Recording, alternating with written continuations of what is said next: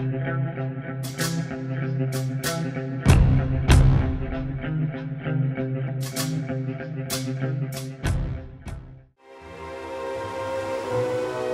fishing.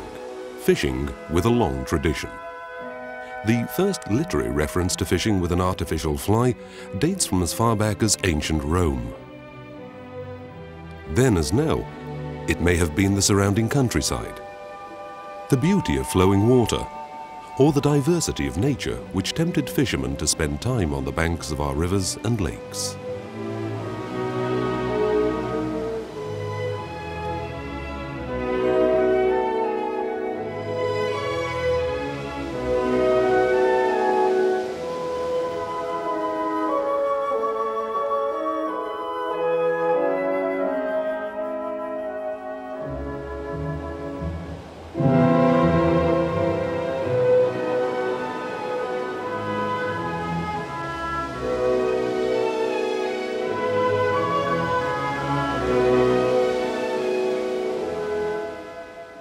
It was in the England of the 17th and 18th century that fly fishing flourished and developed.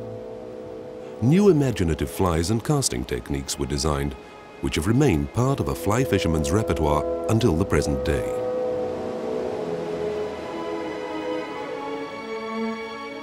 All this has been written down in books, which have still not lost their attraction and authority.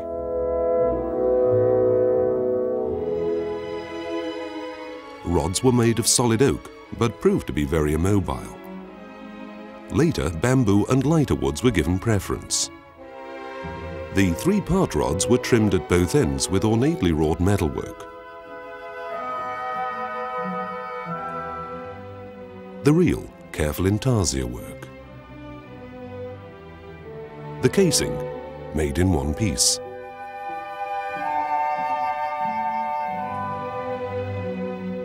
A multicolored imaginative range of flies.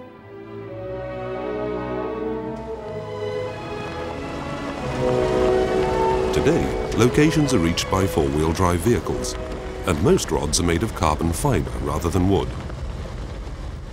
But the attitude of their users hasn't changed at all. Hans-Rudi Hebeisen is a special representative of his field. Several times world champion in casting and a record holder, as well as the head of a fly fishing school in Switzerland, he is today an absolutely professional fly fisherman. With him, we're going to investigate the appeal of fly fishing, the certain something which makes fly fishing into an attitude to life. Early in the morning, the fly fisherman and an old friend set off for a promising spot. One of the attractions of fly fishing is that it's not restricted by age limits. You can fly fish at any age.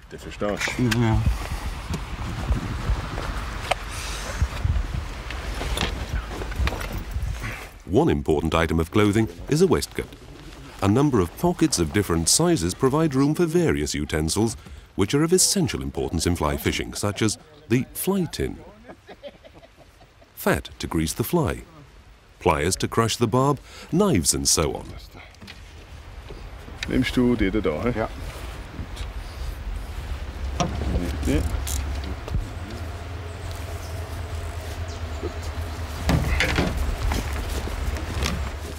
After selection of the right rod, it's off to the river. The Thurs, a tributary of the Rhine in Switzerland.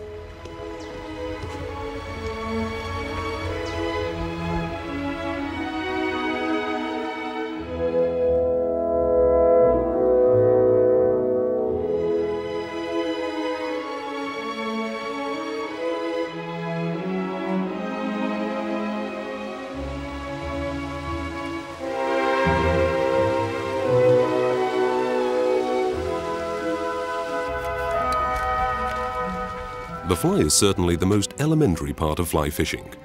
It's an imitation, aiming to resemble its natural model as closely as possible. The various types of insects are of greater or lesser significance at different times of the day, at different seasons and in different waters. At the beginning of the fishing season, that is in the spring, mayflies abound, together with small stoneflies and gnats. These water insects usually hatch out in the middle of the day. When the weather gets warmer, the water insects are more frequently to be found in the evenings. This is when imitations of caddisflies, for example, often prove successful. But to return to fishing. A trout in a typical location.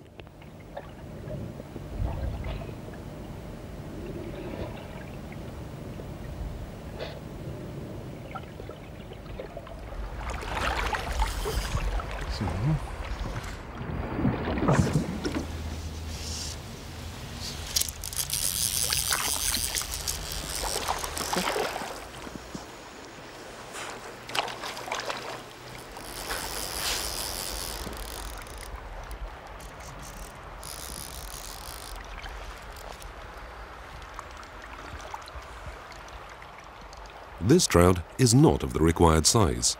There's a legal size limit, and in addition, only certain trout are fished at certain times. So the trout is set free.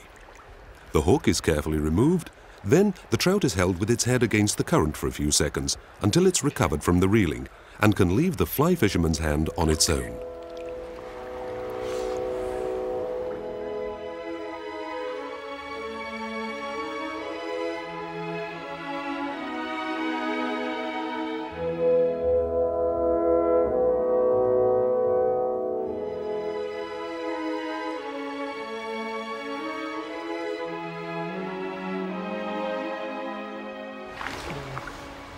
Another bite.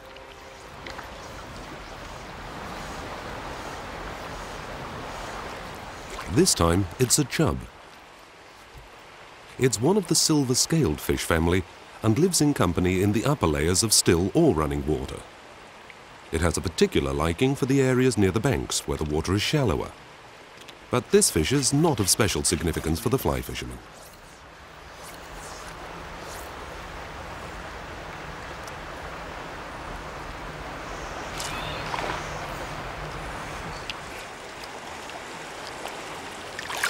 So, das sind jetzt ein paar Here are a few chub, which are from a stretch of water favored by salmonid. wo man die Salmonide will, also die Esche und The die chub's Forelle, numbers need to be reduced. Weißfische auf ein gewisses When there are too Maß many reduziert, chub, denn then so grayling viele and trout Weißfische can't die flourish. sind.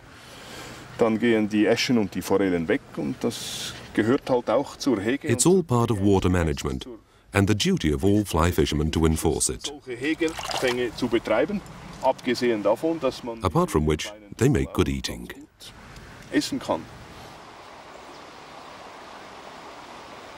But to get back to the trout, they too like to linger in water near the riverbanks. With the greatest skill, the artificial fly is served here to entice this salmonid from its hideout.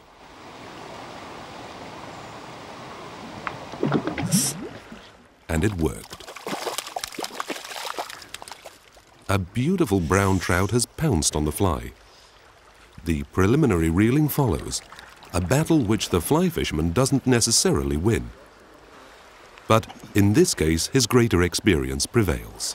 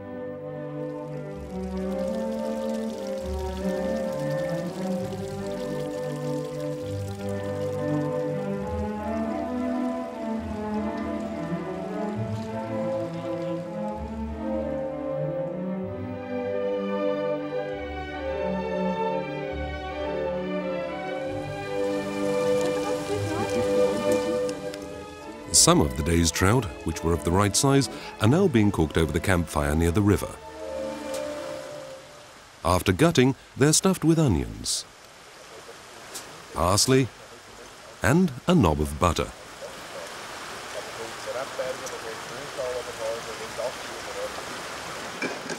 At the same time, cap mushrooms, which are now ready to pick, are being cleaned.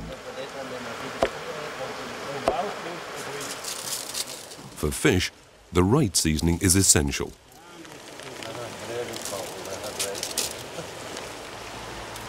And accompanied by a glass of wine from one's own vineyard, the evening is perfect.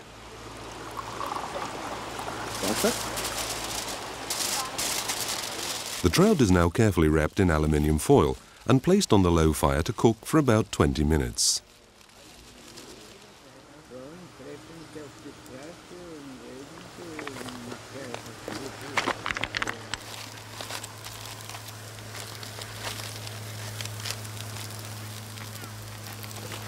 Ja. Nein, der ist wunderbar, so schön frisch, gell? 4 trout were caught, only as many as are really eaten. It's not a pure love of hunting which attracts the fly fisherman to the river, but something more. In the evening too he enjoys what nature has to offer, apart from fishing, in the company of his friends. Unique beauty and constantly changing moods as darkness falls.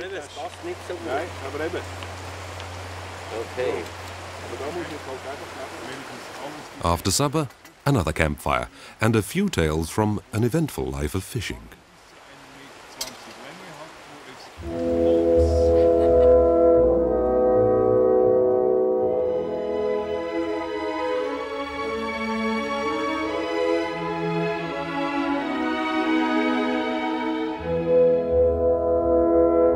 A change of scene to the Almsee in Austria. The river adjoining it is the Alm.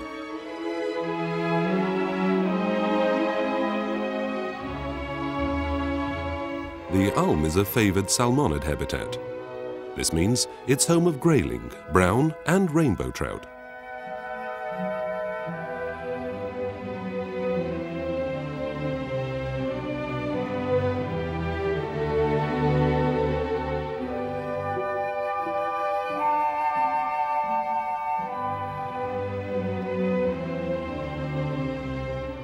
Together with the trout, the grayling is of special significance for fly fishermen. When it's been hooked, it wages a bitter struggle.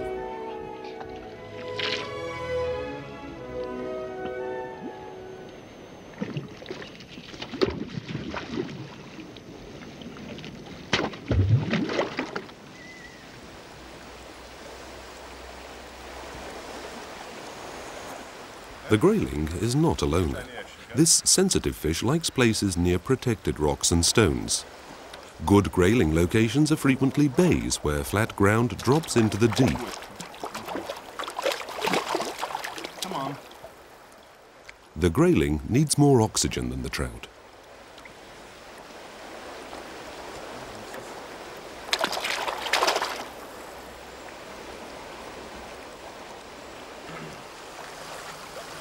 But the crystal clear water of the Alm has more to offer.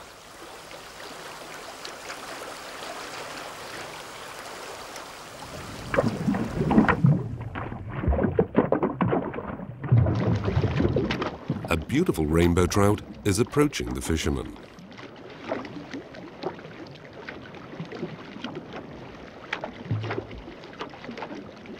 Both the trout and the grayling need clean water in order to spread. All water can clean itself if man doesn't interfere. Plants and algae can produce organic compounds from inorganic substances such as carbon dioxide or mineral salts. When they rot, dead parts of plants release mineral nutrients, which are then used in the growth of new plants. Thus, there's a permanent cycle of substances.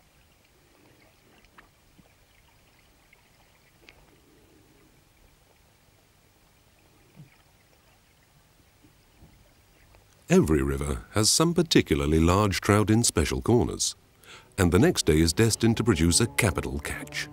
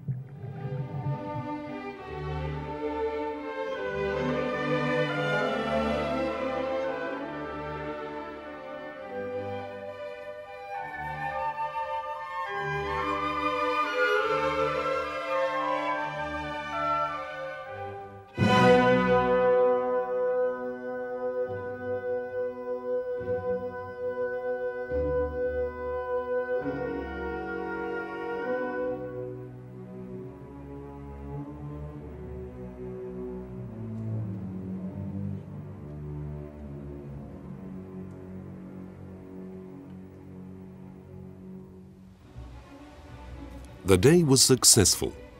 Here on the weir, there's a good chance of another catch. Plenty of oxygen is produced in the churned up water, making it very attractive to trout.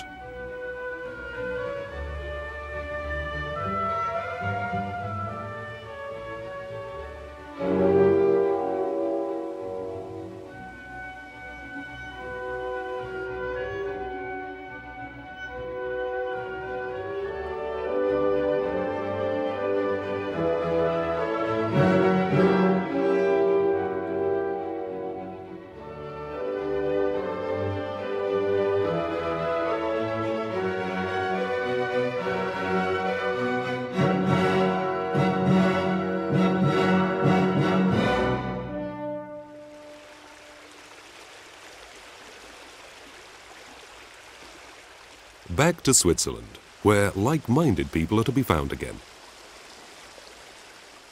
Like-minded doesn't mean that they're necessarily fishermen.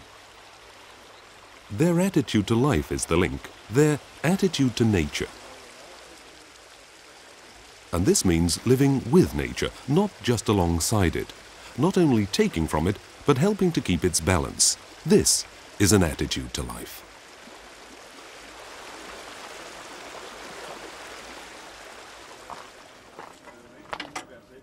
And this is reflected in eating too. Here, lunch together in a vineyard. This is a place to meet after trips, to tell stories and exchange experiences.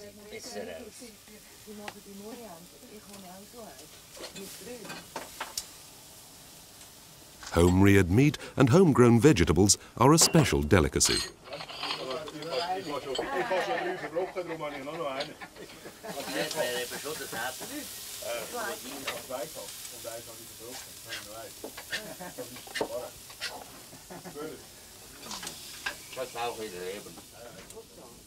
But to return from the friendly lunch in the vineyard to the elegant cast by the water's edge.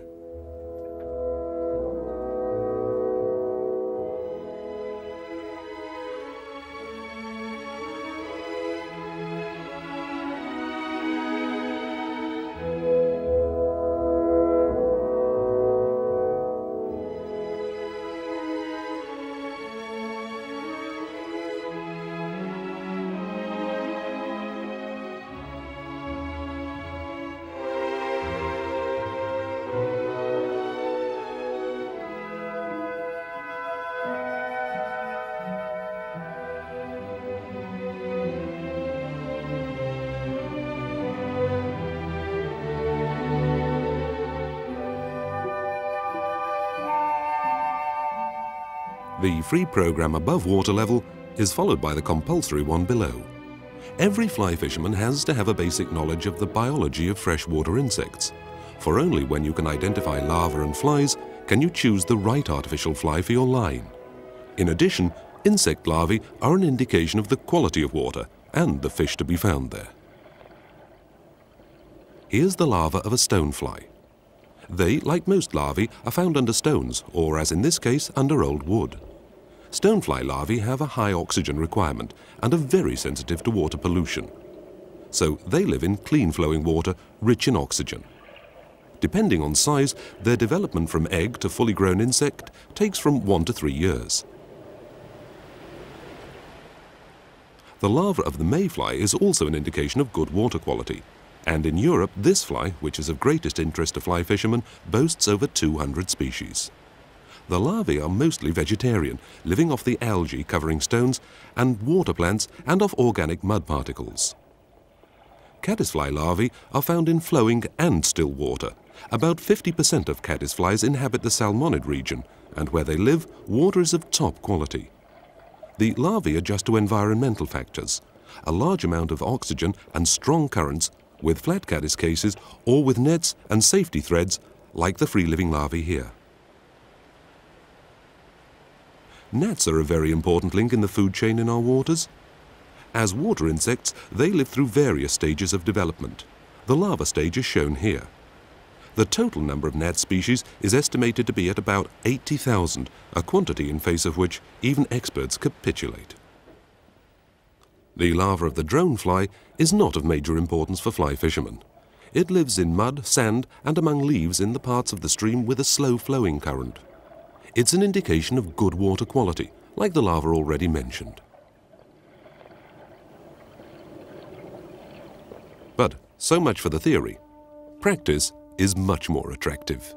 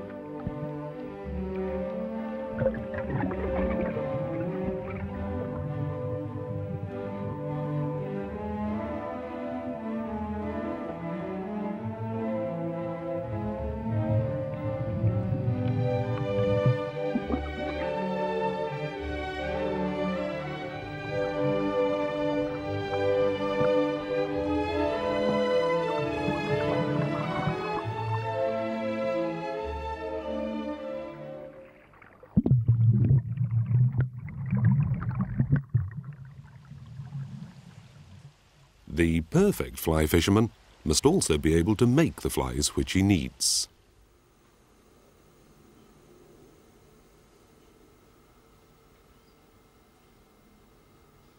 The fishing fly is usually an imitation of a natural model, and the aim is to imitate the various development stages of the innumerable insects.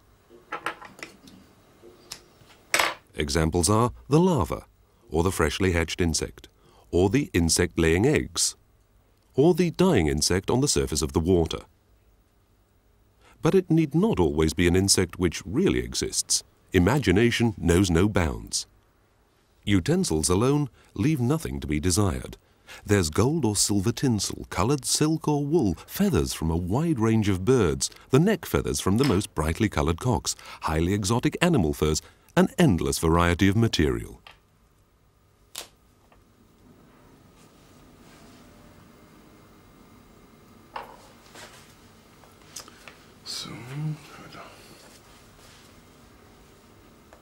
Here, for example, it's the feathers of the jay which aim to mislead the fish.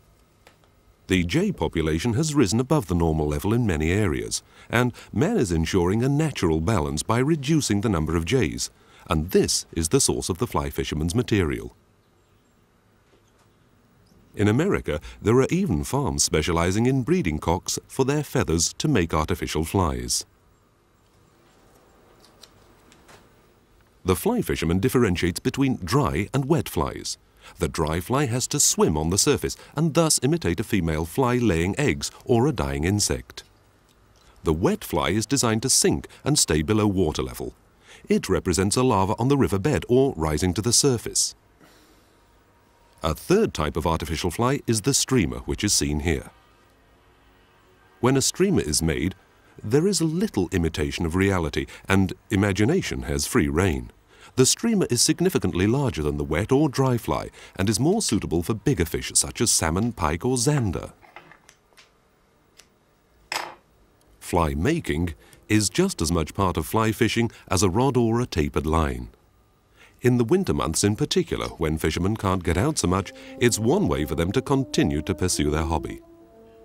A small supply of flies for all possible eventualities will certainly be useful next spring.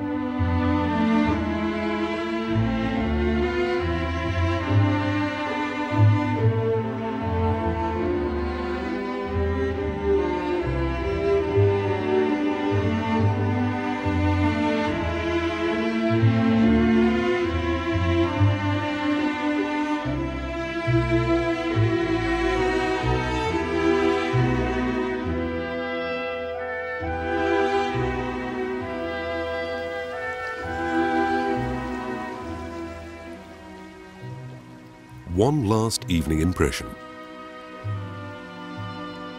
The evening is a special time for fly fishermen. It's not only that the sinking sun conjures up unique moods and reflections on the water, or that nature is presented in its full beauty. If you're lucky, you may see an evening rise. When the sun is casting its last rays on the river, trout start rising. Now is the time for the fly fisherman to cast his line. He's a good chance of a catch.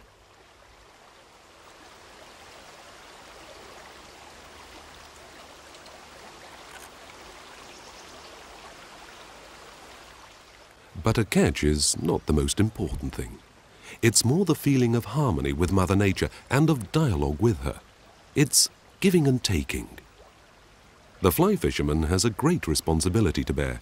For if all waters were fished at will, without regard to closed and protected seasons, if fishermen were to go down to the riverbank every night just to get near the best fish, then this evening mood might no longer exist, and neither would the evening jump.